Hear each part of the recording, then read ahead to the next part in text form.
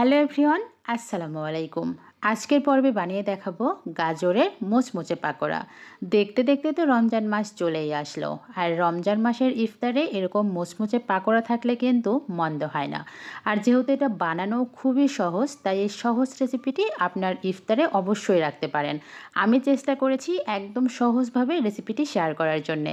গাজরের মুচমুচে পাকোড়া বানানোর জন্য আমি এখানে 2 পিস গাজর উপরের যে ছিলকাটা থাকে এই ছিলকাটা উঠিয়ে ভালো করে ধুয়ে পরিষ্কার করে নিয়েছি। এখন একটা গ্রেটারের সাহায্যে গ্রেট করে নিতে হবে। গ্রেটারের যে মোটা অংশটা থাকে এই মোটা দিকটা দিয়েই কিন্তু গ্রেট করে নিতে হবে। আপনারা চাইলে বটি দিয়েও গাজরটা ভালো করে মিহি করে কুচি করে নিতে পারেন।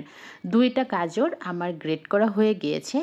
এখন আমি যে উপকরণগুলো দেওয়ার দরকার সেই উপকরণগুলো একে একে দিয়ে দিচ্ছি। এখানে দিয়ে দিচ্ছি পেঁয়াজ কুচি, কাঁচামরিচ কুচি, সাথে এখন দিয়ে দিচ্ছি এখানে কর্নফ্লাওয়ার 1.5 টেবিল চামচ, আর 1.5 টেবিল চামচ দিয়ে দিয়েছি ময়দা। তবে আপনারা ময়দার পরিবর্তে আটাও ব্যবহার করতে পারবেন। কালারের জন্য 1/2 চামচ হলুদের গুঁড়া আর স্বাদ মতো লবণ, ধনিয়া আর জিরা গুঁড়া 1/2 চামচ।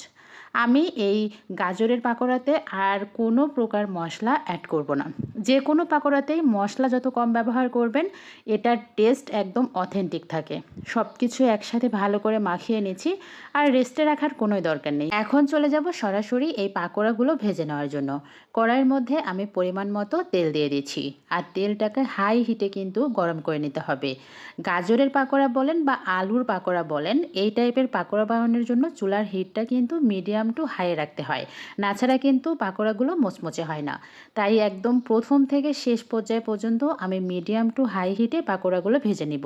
মোটামুটি 4 থেকে 5 মিনিটের মধ্যেই কিন্তু খুব সুন্দরভাবে পাকোড়াগুলো ভাজা হয়ে যাবে। এক পাশটা হয়ে গিয়েছে, আমি অপর পাশটাও ভালো করে উল্টিয়ে পাল্টিয়ে ভেজে নিচ্ছি। যেহেতু ঘরে থাকাই সব উপকরণ দিয়ে গাজরের পাকোড়া বানানো যায়, তাই অবশ্যই ইফতারে একদিন বানিয়ে খাবেন। আশা করছি ভালো লাগবে। বিশেষ করে যে বাচ্চারা সবজি খেতে পছন্দ করে না, সেই বাচ্চাদেরকে যদি এভাবে পাকোড়া বানিয়ে দেন তারা কিন্তু ভীষণ পছন্দ করবে। আমার কিভান কিন্তু এই গাজরের পাকোড়া খেতে অনেক বেশি পছন্দ করে। ইফতারে যেমন রাখতে পারেন বা বিকেলে চায়ের সাথেও কিন্তু এই মজাদার রেসিপি রাখতে পারেন। তো আমার আজকের ভিডিওটি আপনাদের কাছে কেমন লেগেছে অবশ্যই কিন্তু একটা কমেন্টস করে জানাতে ভুলবেন না। আর এরকম পাকোড়ার সাথে একটু টমেটো সস হলে তো আর কিচ্ছু লাগে না।